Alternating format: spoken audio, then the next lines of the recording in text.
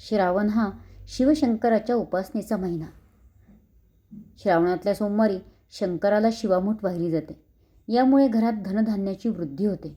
शंकराची मनोभावे पूजा केल्याने सर्व मनोकामना पूर्ण होतात.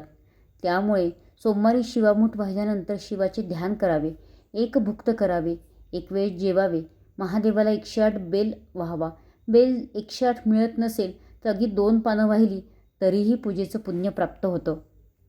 तसेच महादेवाला आवडणारं धोत्र्याचं फूल किंवा धोत्र्याचं फळ हे देखील अर्पण केलं जातं.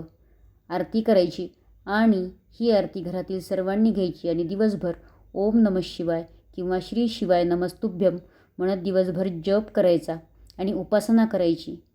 ही पूजा कशी करायची आणि याची कहाणी याचा एक मोठा व्हिडिओ मी अपलोड केला आहे, तेव्हा तुम्ही चॅनलवर जाऊन तो नक्की बघा आणि आवडला असेल तर लाईक करा, शेअर करा आणि सबस्क्राईब करा. नमस्कार.